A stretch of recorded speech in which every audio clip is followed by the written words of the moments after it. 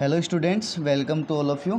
आज का जो लेक्चर है इसमें मैं बेसिकली बात करूँगा चैप्टर नंबर 4 की। ठीक है, तो जो प्रोजेक्ट होगा उसमें कौन कौन से टॉपिक आपको रखने हैं प्रोजेक्ट के अंदर जो ज़्यादा बेनिफिशियल हैं, तो उन पे हम बात कर लेते हैं।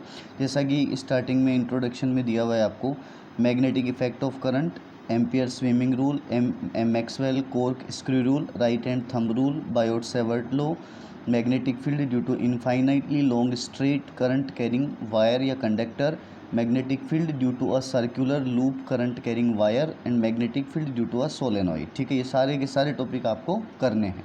अब मैं एक बार आपको पेज दिखा देता हूँ सारे, ठीक है, सो दैट आपको और ज़्यादा बेटर समझ में आए।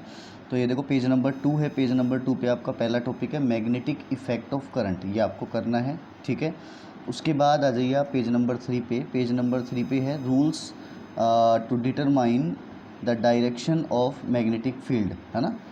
जो मैग्नेटिक फील्ड होता है ना, उसका डायरेक्शन निकालने के लिए कुछ रूल्स होते हैं जो हमको फॉलो करने हैं। तो वो रूल्स क्या है वो आपको देखना है। ठीक है, वो रूल्स आपको चेक करना है। तो कौन सा रूल हो गया ये, एम्पियर स्विमिंग रूल, और एक आपका दे रखा है कौन सा वाला, मैक्सवेल कोर्क स्क्रू रूल और राइट हैंड स्क्रू रूल। ठीक है, दोनों के दोनों रूल करने हैं। क्लियर।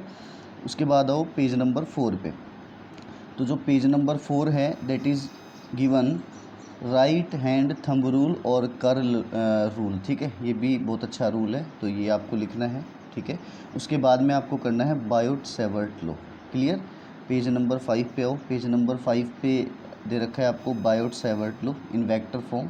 वो जो आया था अभी ऊपर वो स्केलर फॉर्म में था, अभी आ गया आपका वेक्टर फॉर्म में। ठीक है, नेक्स्ट है पेज नंबर 6। पेज नंबर 6 पे दे रखा है magnetic field due to a straight wire carrying current. ठीक है, मतलब एक इनफाइनाइट लेंथ का स्ट्रेट वायर है, करंट कैरिंग वायर है, उसकी वजह से मैग्नेटिक फील्ड कितना होता है वो हमको बताना है। ठीक है, पेज नंबर 7 पे आ जाइए। पेज नंबर 7 पे दे रखा है, उसी के बारे में है, स्ट्रेट वायर की वजह से जो मैग्नेटिक फील्ड आया था जनरली उसका ग्राफ है और कुछ डायरेक्शंस के बारे में यहाँ पे बताया हुआ है। तो सारी बातें आपको लिखनी है। ओके, उसके बाद पेज नंबर 8 पे आइए। पेज नंबर 8 पर जनरली आपको करना है magnetic field due to a circular loop current carrying wire. ठीक है, अब कौन कौन से पॉइंट पे निकालना है, जैसे पहले दे रखा है at a point on the axial line. Axial line पर हमने कोई एक पॉइंट ले लिया, वहाँ पर मैग्नेटिक फील्ड बताओ।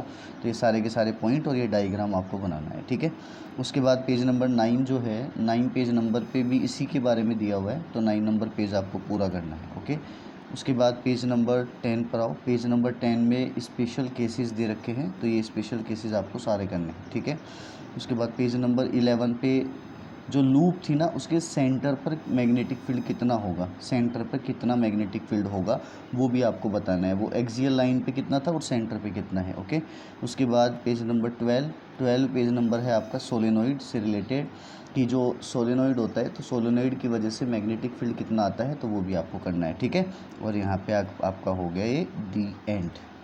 आई होप कि आपको इस वीडियो के माध्यम से समझ में आया होगा कि प्रोजेक्ट फाइल में आपको कौन कौन से टॉपिक करने हैं। ठीक है, तो आज का जो वीडियो है उसको हम यहीं फिनिश करते हैं और मिलते हैं अगले लेक्चर में एक नए प्रोजेक्ट के साथ में। तब till then tata bye bye, have a nice day.